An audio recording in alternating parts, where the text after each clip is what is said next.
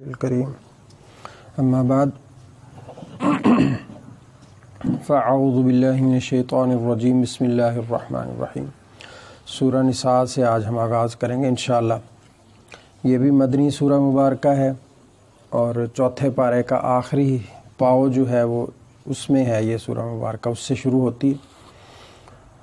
تو اس میں 176 آیات اور 24 رکوع ہیں۔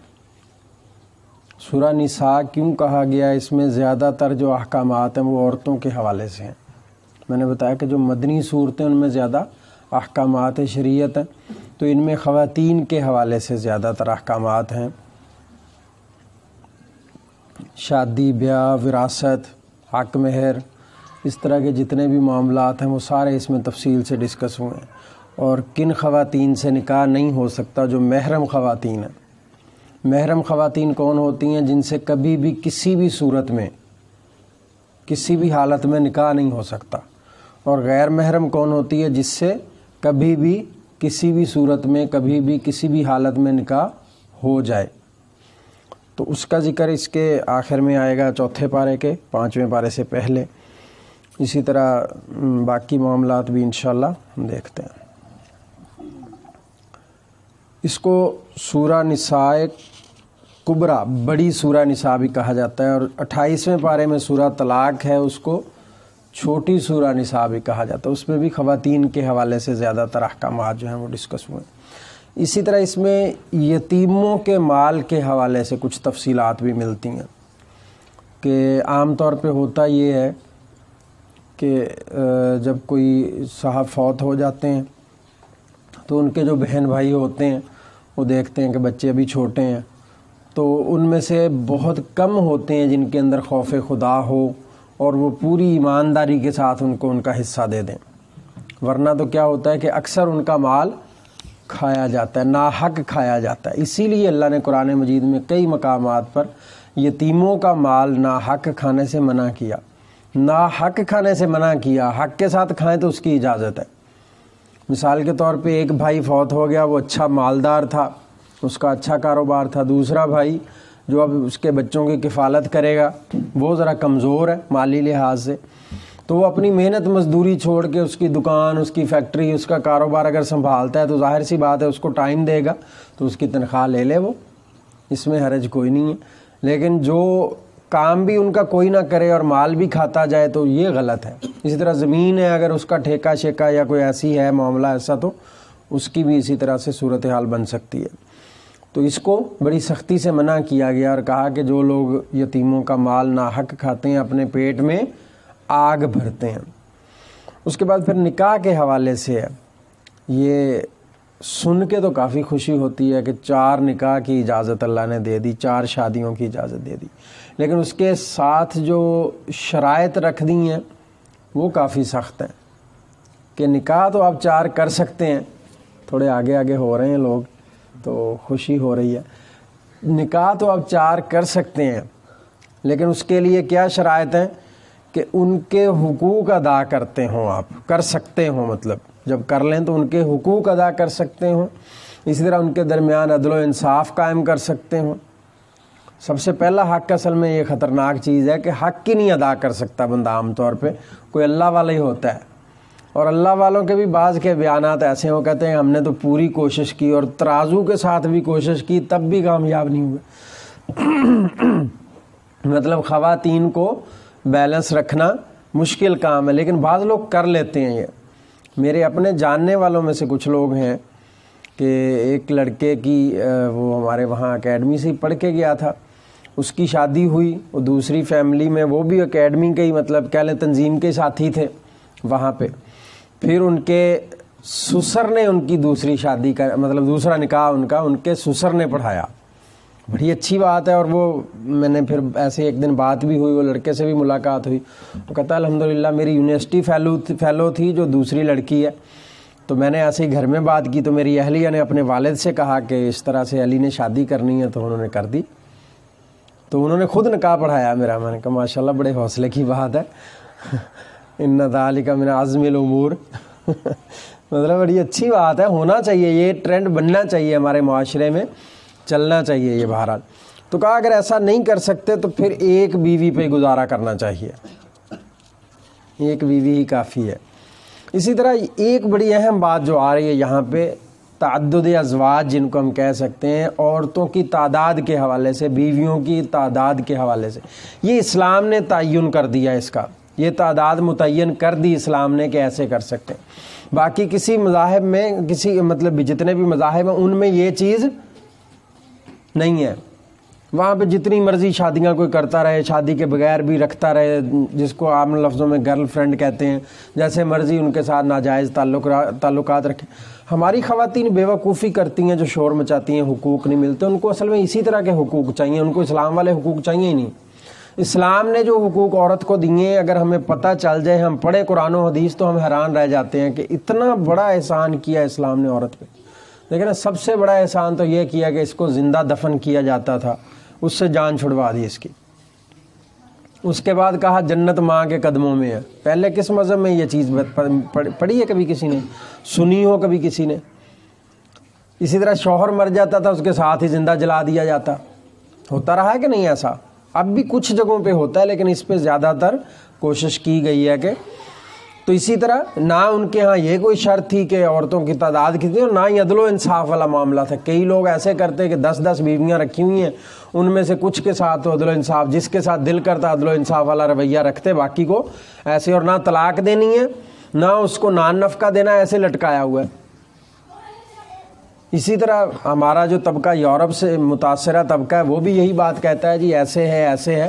وہاں پہ آپ اس حوالے سے دیکھ لیں، سب سے زیادہ مظلوم عورت جو ہے وہ انہی ممالک میں ہے، جو ہمیں چکا چوند ان کی چمک نظر آتی ہے نا، وہ ایویں ہماری مطلب کم علمی ہے اصل میں۔ آپ کسی بھی اچھے اسکالر کو سن کے دیکھ لیں، خود تحقیق کر لیں جا کے، آپ کو پتہ چل جائے گا کہ حقیقت کیا ہے۔ تو یہ بات ذہن میں رکھیں کہ وہاں پہ قانونی طور پہ آپ ایک سے زیادہ بیوی نہیں رکھ سکتے، غیر قانونی طور پہ آپ درجنوں کے حساب سے رکھیں تو کوئی حرج نہیں ہے۔ یہ کون سا طریقہ ہے؟ سمجھے نا اس بات کو۔ تو اسی طرح اس چیز کا اسلام نے خاتمہ کر دیا کہ نہیں، طریقہ جائز ہونا چاہیے، حلال ہونا چاہیے، اچھے طریقے سے آپ رکھیں۔ 4 بیویاں رکھ لیں، 1 نہیں تو 2 رکھ لیں، 2 نہیں 3 رکھ لیں، 3 نہیں 4 رکھ لیں، بس اس حد تک۔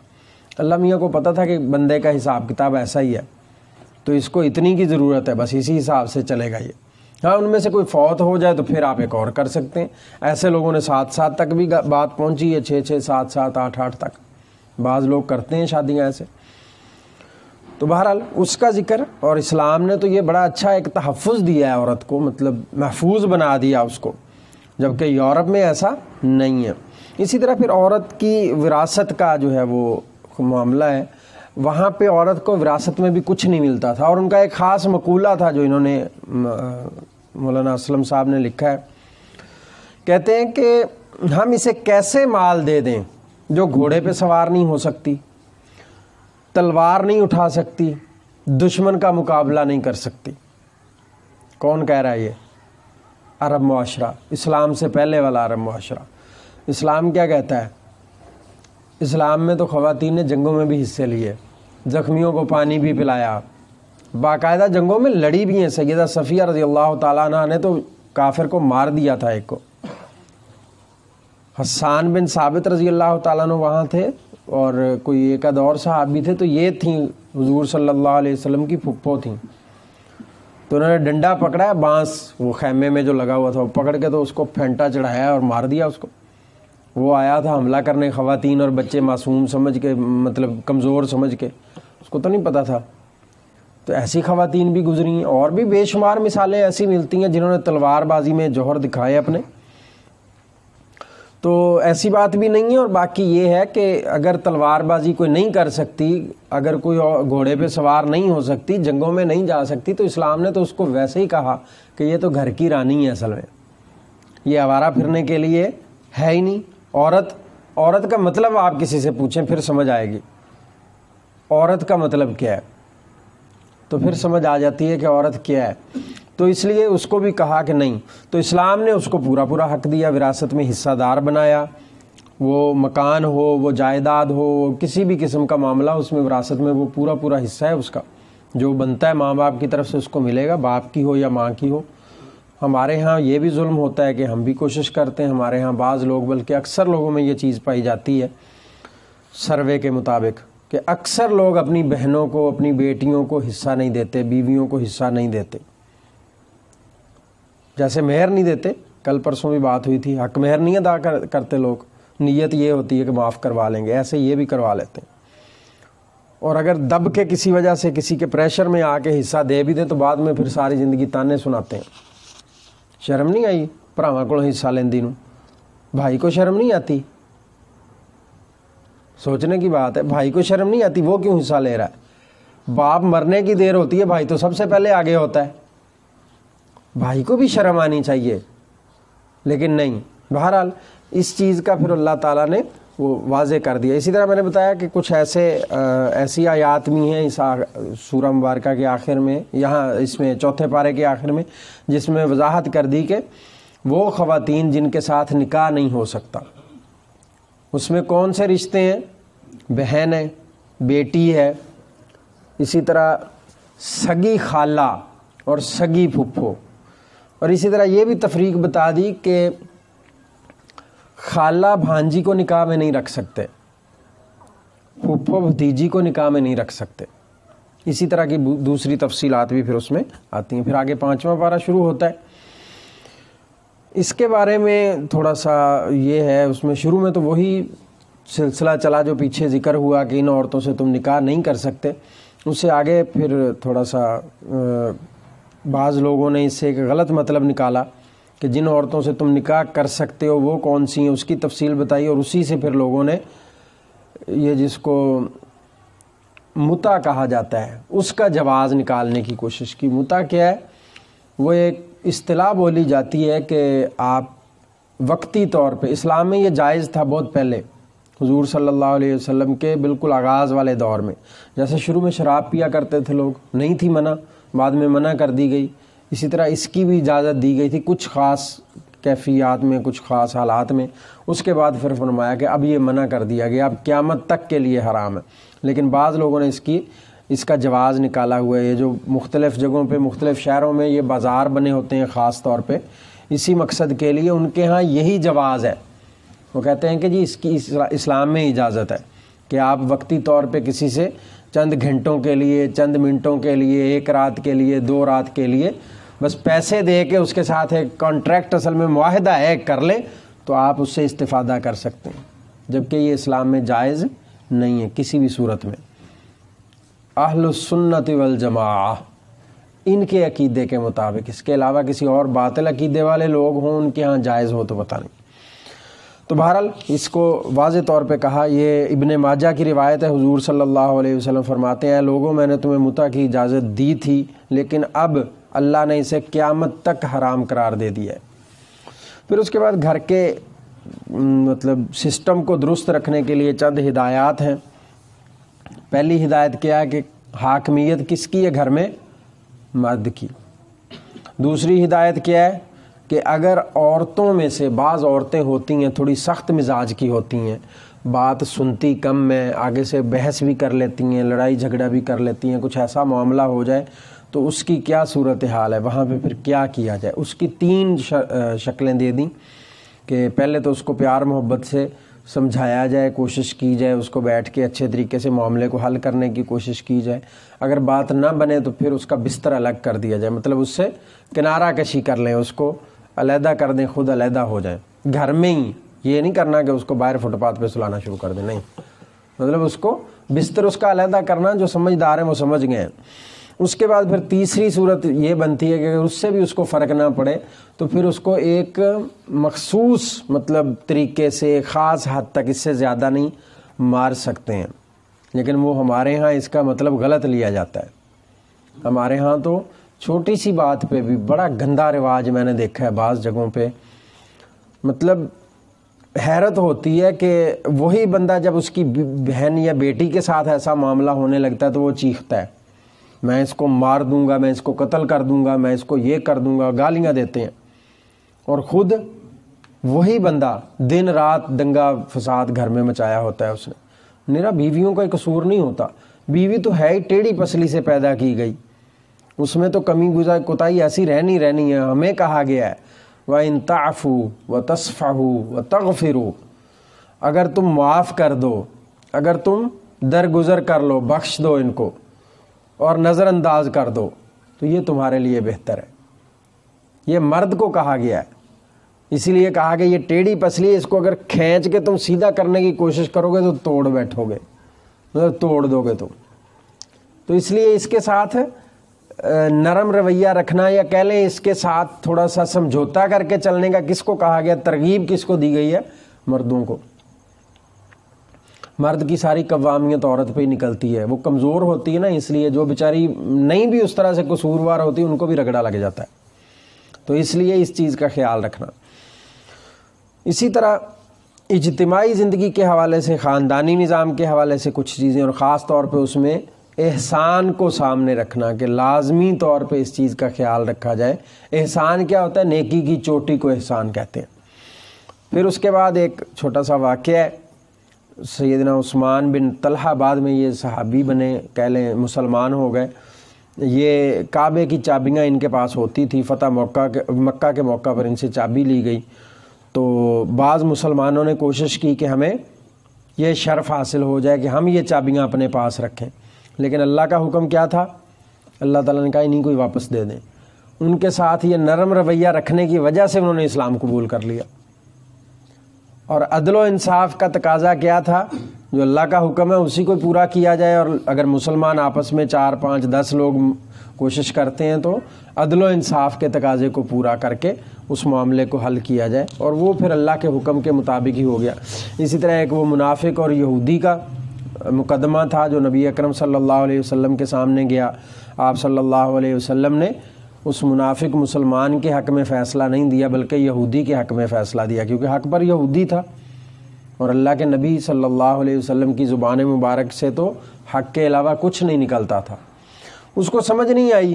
اس کے بعد وہ سیدنا, بعض لوگ کہتے ہیں کہ سیدنا ابوبکر صدیق رضی اللہ تعالیٰ عنہ کے پاس بھی گئے تھے, پھر اس کے بعد سیدنا عمر رضی اللہ تعالیٰ عنہ کے پاس گئے. تو اوپر والی دونوں ہستیاں تو ذرا تحمل والی تھیں, انہوں نے ہاتھ ہولا ہی رکھا. تو سیدنا عمر رضی اللہ تعالیٰ عنہ کے پاس گئے تو انہوں نے پوچھا کہ کیا معاملہ ہے, بتایا. تو انہوں نے بھی کہا کہ اچھا. وہ منافق جو تھا اس نے کہا جی میں پہلے اللہ کے نبی کے پاس بھی گیا ہوں صلی اللہ علیہ وسلم, اور سیدنا ابوبکر صدیق رضی اللہ تعالیٰ عنہ کے پاس. اچھا, ابھی سیدنا عمر نے اپنا فیصلہ نہیں سنایا تھا. تو کہا اچھا تم ان سے فیصلہ کروا چکے ہو, کہتا تو پھر میرے پاس آئے ہو. کہتے ہاں اچھا. جا کے اندر سے تلوار لائے اور اس کی گردن اڑا دی کہ اگر تمہیں ان کا فیصلہ, جو دونوں جہانوں کے سردار ہیں, ان کا فیصلہ پسند نہیں ہے, میرے جیسے بندے سے تم فیصلے کرواتے پھر رہے ہو, تو تمہارا علاج یہی ہے, بس گردن اڑا دی ان کی. تو بہرحال یہ ایک اللہ کی طرف سے ایک کہہ لیں تھا معاملہ. تو اسی طرح پھر اللہ تعالیٰ نے آگے اس کی وضاحت بھی کر دی کہ جو منافقین ہیں نا, وہ اصل میں شخصی اطاعت جو تھی, رسول اکرم صلی اللہ علیہ وسلم کی شخصیت کی اطاعت کرنا, ان کو ماننا, یہ بڑا مشکل تھا ان کے لیے. حالانکہ حقیقت کیا ہے, تھوڑا سا غور کر کے دیکھیں. جس نے اللہ کے رسول صلی اللہ علیہ وسلم کی بات مان لی, اس نے اصل میں بات کس کی مانی؟ اللہ کی.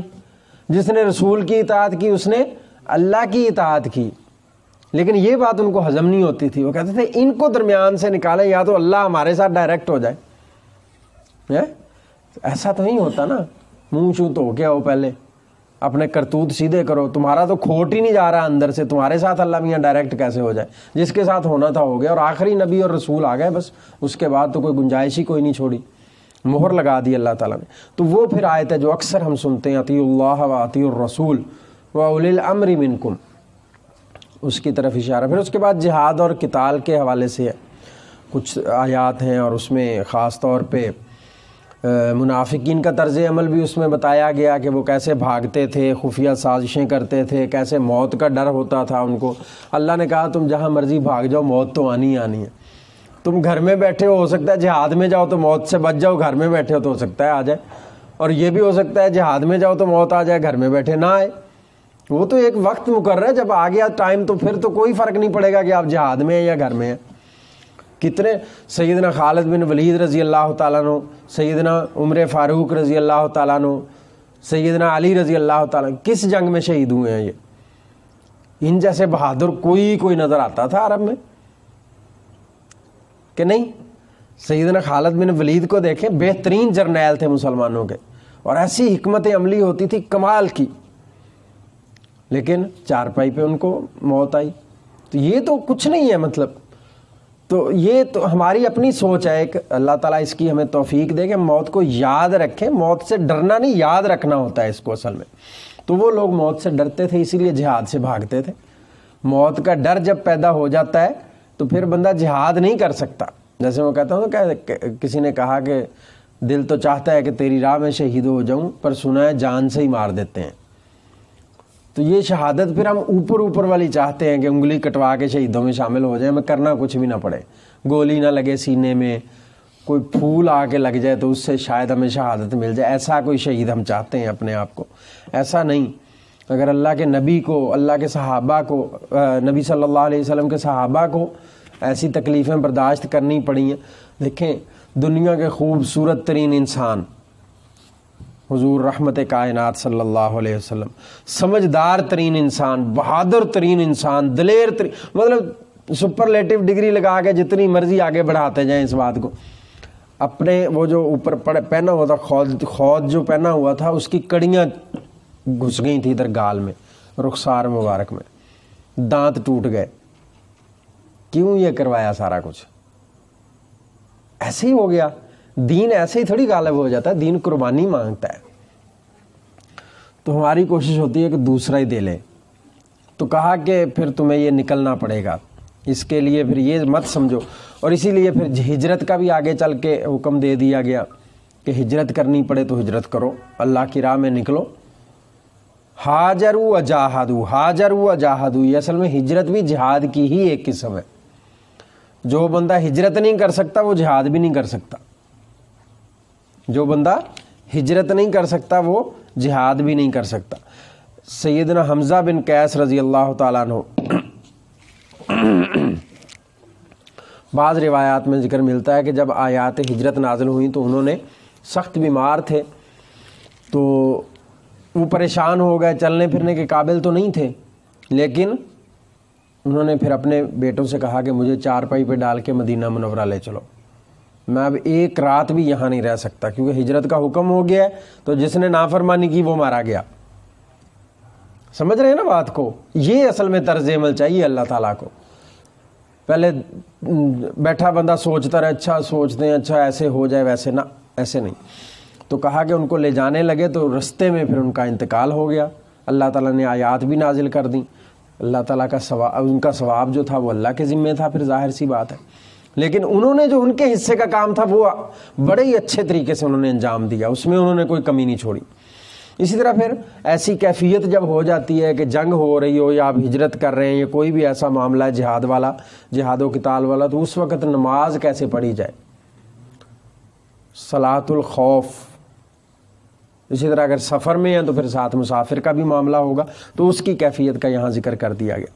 اسی طرح ایک اور واقعہ بھی ہوا کہ ایک یہودی تھا، منافق نے ایک نے چوری کی اور جو بہتان تھا وہ یہودی پہ لگا دیا، اس کی طرف بھی اشارہ ہے۔ رسول اکرم صلی اللہ علیہ وسلم عین ممکن تھا کہ اس کو مسلمان کو شاید سپورٹ کر جاتے اور یہودی کے خلاف فیصلہ دے دیتے۔ اللہ تعالیٰ نے آیات نازل کر دیں، کیونکہ وہ مسلمان بڑی چکنی چپڑی باتیں کرنے والا تھا، تو اللہ تعالیٰ نے کہا اس کی باتوں میں نہ آئے۔ اللہ نے خبردار کر دیا، اسی لیے کہتے ہیں نبی معصوم ہوتا ہے، اس سے غلطی کا امکان ہی کوئی نہیں ہو سکتا، ایسا ممکن ہی نہیں ہے کہ ان سے غلطی ہو جائے۔ اللہ تعالیٰ فوراً وہی نازل کر دیتے ہیں۔ جب دیکھا کہ یہ بندہ اپنی باتوں سے ان کو ورگلانے کی کوشش کر رہا ہے اور فیصلہ اپنے حق میں لے کے جائے گا یہودی کے خلاف، تو اللہ تعالیٰ نے وہی نازل کر دی کہ اس کی باتوں میں نہ آئے، یہ منافق ہے، یہ دھوکہ دینے کی کوشش کر رہا ہے۔ منافق اصل میں کون ہوتا ہے؟ دو منہوں والا، مسلمانوں کے سامنے اور چہرہ ہے اور باہر جاتا ہے تو چہرہ بدل لیتا ہے۔ تو بہرحال اللہ تعالیٰ نے پھر وہ کر دیا کہ کہا کہ آپ صلی اللہ علیہ وسلم دغا بازوں کی طرف سے جھگڑا کرنے والے نہ بنے، اللہ تعالیٰ سے معافی مانگیں، بے شک اللہ بخشنے والا مہربان ہے۔ آیت نمبر 105 اور 6 میں کہا۔ تو اسی طرح باقی عدل و انصاف کے حوالے سے بھی آیات اس میں آئی ہیں، اور کہا کہ وہ بندہ پھر بھاگ گیا اور وہ جا کے مرتد ہو گیا تھا، منافق جو تھا. پہلے وہ کون سا ایمان والا تھا، منافق تھا، لیکن پھر مزید بھی اس نے جا کے ایک بڑا قدم یہ اٹھایا کہ وہ اسلام سے ہی خالی ہو گیا. اللہ تعالیٰ محفوظ رکھے. پھر اس کے بعد سیدنا ابراہیم علیہ السلام کی اتباع کی طرف اشارہ ہے کہ جو ان کی اتباع کرے گا اصل میں ہدایت اسی کو ملنے والی ہے.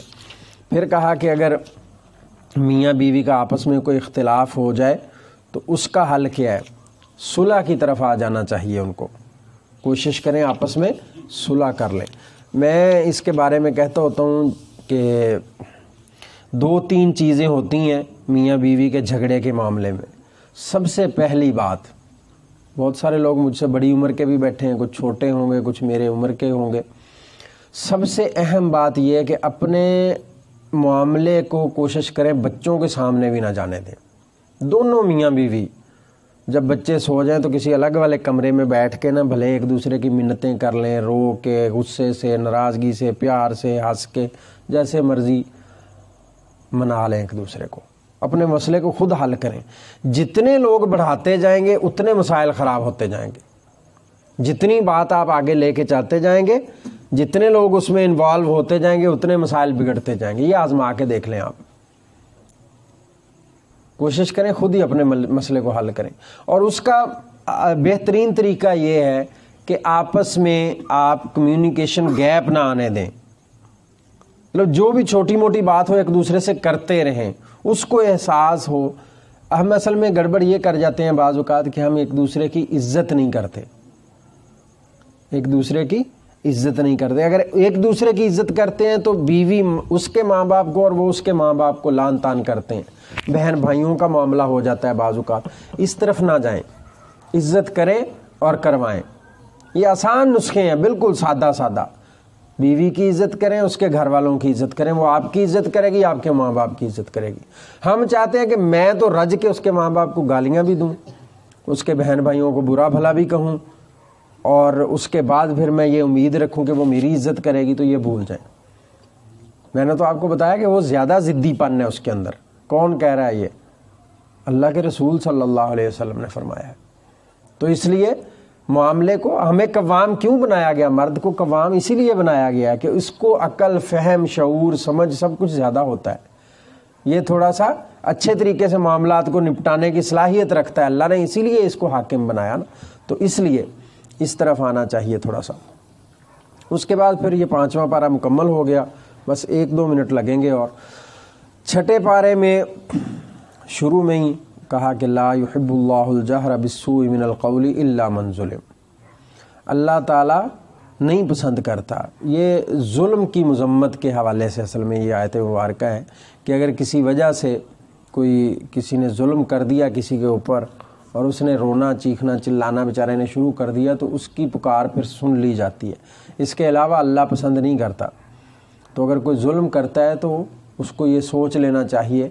وہ جیسے کہتے ہیں نا کہ مظلوم کی بد دعا جو ہوتی ہے نا، اس کے اور اللہ کے عرش کے درمیان کوئی پردہ نہیں ہوتا. وہ جب پکارتا ہے تو سیدھی پکار وہاں جاتی ہے، سنی جاتی ہے. لیکن اب سوال یہ بھی پیدا ہوتا ہے، لوگ سوال کرتے بھی ہیں کہ جی اب مسلمان مظلوم نہیں ہیں، اب مسلمانوں کی عزتیں بھی لوٹی جا رہی ہیں، اب مسلمانوں کو قتل بھی کیا جا رہا ہے، ان کے بچوں کو بھی قتل کیا جا رہا ہے، گمراہ کیا جا رہا ہے، تو کیوں نہیں ان کی دعائیں سنی جا رہی؟ اب یہ ایک سوال ہے. اس کا جواب آپ بھی سوچئے گا، میں بھی سوچوں گا، پھر دیکھیں گے کیا جواب ملتا ہے. اس کے بعد پھر یہودیوں کی کچھ برائیوں کا تذکرہ ہے، ان کی گمراہیوں کا تذکرہ ہے، ان کی کفریہ عقائد کا تذکرہ ہے کہ ان کا کیا ارادہ تھا. سیدنا مسیح علیہ السلام کو قتل کرنے کا ارادہ کیا، اللہ تعالیٰ نے ان کو بچا لیا. یہ کل بھی اس کی وضاحت تھوڑی سی آئی تھی کہ اللہ نے ان کو محفوظ رکھا اور بچا کے لے گئے. ان کے خیر مختلف تصورات ہیں. اس کے بعد پھر نصارہ کا تذکرہ ہے کہ عقیدہ تثلیث جس کو کہتے ہیں کہ ان کے ہاں یہ تصور پایا جاتا ہے کہ اللہ 3 میں سے ایک ہے. اس میں پھر 2 باتوں پہ اختلاف ہے. کچھ کہتے ہیں کہ سیدہ مریم اور سیدنا عیسیٰ علیہ السلام اور اللہ تعالیٰ، اور کچھ کہتے ہیں کہ نہیں، جبرائیل علیہ السلام ہے ساتھ. اللہ تعالیٰ ہے، جبرائیل علیہ السلام ہے اور سیدنا مسیح علیہ الصلوۃ والسلام ہے۔ بہرحال یہ ایک ہے، اور اللہ نے کہا کہ تم لوگ اپنے دین کے معاملے میں غلو اختیار نہ کرو، حد سے نہ بڑھو، ایک حد تک رہو، یہی اللہ کو پسند ہے۔ اور ایسے بھی نہ کہو کہ وہ تین میں سے ایک ہے، بلکہ عیسیٰ علیہ الصلوۃ والسلام جو ہیں ان کو ان کے اصل مقام سے آگے نہ بڑھاؤ۔ وہ اللہ نہیں ہے، نہ اللہ کے بیٹے ہیں، اللہ کا تو کوئی ہے ہی نہیں، نہ اس نے کسی کو جنا اور نہ وہ خود جنا گیا۔ سمجھ رہے ہیں نا؟ سورہ اخلاص، قل هو اللہ احد، موروثی صورت ہے، ہمیں وراثت میں ملتی ہے، اور کسی کو کچھ آئے نہ ہے، یہ صورت لازمی آتی ہوتی ہے، اور آتی بھی غلط ہی ہے، صحیح پوری زندگی نہیں میں بھی کرتا پھر، کیونکہ میں سمجھتا ہوں بس مجھے جو آ رہا ہے یہی اصل ٹھیک ہے۔ کوشش کرنی چاہیے دین سیکھنے کے حوالے سے۔ پھر اس کے بعد ان کا ایک وہ ہوگا کہ یعنی کیا مسیح علیہ الصلوۃ والسلام نے تمہیں حکم دیا تھا کہ ان کو معبود بناؤ؟ یعنی ان کو اس چیز میں حد تک محسوس ہوتی تھی کہ وہ اللہ کے بندے ہیں؟ اس کی وضاحت تھوڑی سی آئے گی کہ کیا وہ اس چیز میں مطلب وہ شرمندگی محسوس کرتے ہیں کہ وہ اللہ کے بندے اور اس کے رسول ہیں، اور تم اس لیے ان کی عزت بڑھانے کے لیے اس طرح کی حرکتیں کرتے ہو؟ اس کا تھوڑا سا تذکرہ آتا ہے۔ اور اس کے بعد پھر سورہ نساء کے آخر میں جو قریبی ورثاء ہوتے ہیں ان کا حق ہے کہ ان کی وراثت دی جائے اور اس کے کیا احکامات ہیں اس کا ذکر آتا ہے۔ وراثت کے مسائل جو ہوتے ہیں ان میں تھوڑا سنجیدہ ہی ہونا چاہیے بندے کو۔ وقتی طور پہ تھوڑے سے پیسوں کے لیے یا تھوڑی سی زمین کے لیے بندہ ایک بڑا قدم اٹھاتا ہے اور غلط قدم بعض اوقات اٹھا لیتا ہے، لیکن اس کا فائدہ کوئی نہیں ہوتا۔ بعض اوقات ایسا ہوتا ہے کہ وہ حصہ ملا بھی نہیں ہوتا تو وہ لڑائی کرنے والا بندہ فوت ہو جاتا ہے، لڑائی کرنے والی بیوی فوت ہو جاتی ہے، اس کے حصے میں کچھ نہیں آتا، لیکن جو بعد والوں کو ملتا ہے وہ اس کی قبر کے لیے مصیبت بنا دے گا۔ وہ سمجھ رہے ہیں کہ نہیں؟ اگر تو ہمیں اس بات پہ یقین ہے کہ مجھے جو میں نے اپنی بہن کا حصہ کھایا ہے، میں نے اپنی بیٹی کا حصہ کھایا ہے، اپنی بیوی کا حصہ کھایا ہے، ماں کا حصہ کھایا ہے زبردستی لے کے، وہ مجھے جہنم کی آگ سے بھی بچائے گا، مجھے عذاب قبر سے بھی بچائے گا، اور میں رج کے کھا لوں گا، اس کے بعد بھی 10-20 سال اس کا ذائقہ محسوس کرتا رہوں گا اور میں زندہ بھی رہوں گا۔ ایسا کوئی کسی کے پاس کو لکھا ہوا اسٹامپ پیپر موجود ہے تو پھر بتا دیں، میں اس کو مشہور کر دوں گا ہر جگہ پہ۔ تو اگر کسی کو اتنا ہی نہیں پتا کہ ایک سانس بھی مجھے اگلی نصیب ہونی ہے کہ نہیں ہونی، تو پھر کیوں ہے خواہ مخواہ اس طرح لمبے چکر میں پڑنا ہے؟ کوئی تھوڑا بہت اگر آپ کا بھی حق کھا جاتا ہے تو معاف کر دیں اس کو، اللہ اسی وجہ سے ہو سکتا ہے بخش دے، ویسے تو ہمارے اعمال پتہ نہیں ایسے ہیں کہ نہیں ہیں۔ تو آپ اپنا حصہ بھی تھوڑا سا اور دے دیں ان کو، ان سے کہیں آپ کے حصے میں 1 لاکھ آیا، 5-5 ہزار باقی بہن بھائیوں کو سب کو دے دیں، چلو یار تسی اور لے جاؤ۔ آپ کو جو قلبی سکون ملے گا آپ حیران رہ جائیں گے۔ لالچ نہ کریں، دنیا میں جب پتہ ہی نہیں ہے کسی کو کہ میں نے کب تک رہنا ہے تو ایویں ہی اپنے آپ کو بندہ مصیبت میں ڈال لے تھوڑے سے پیسوں کے چکر میں۔ آپ نے کبھی سوچا ہے کہ اربوں پتی لوگ بھی ایک وقت میں آ کے بالکل خالی ہو جاتے ہیں، تو پھر یہ 1,00,000 2,00,000 1,000 5,000 2 4 10 لاکھ کیا کر لے گا؟ کچھ بھی نہیں، پتہ بھی نہیں چلتا ہے۔ آج کل کی مہنگائی کو دیکھیں تو جھٹکا بھی نہیں لگنا۔ ایویں بہن بھائیوں کو ناراض کر دیں، رشتوں ناتوں کو توڑ دیں۔ بہنیں تو بیچاری ویسے ہی معصوم ہوتی ہیں قسم سے، آپ کبھی غور کیجئے گا، بہت کم ایسا دیکھا گیا ہے کہ وہ جان بوجھ کے لڑائی جھگڑے کر کے لیتی ہیں، انہیں تو اکثر وہ ویسے ہی معاف کر دیتی ہیں کہ میرے بھائی نہ مجھ سے چھوٹ جائیں، اور بھائی جو ہیں وہ بیچارے ہوتے ہیں۔ پھر اللہ تعالیٰ سے دعا ہے کہ ہمیں قرآن و سنت کا صحیح فہم عطا فرمائے اور عمل کرنے کی توفیق عطا فرمائے۔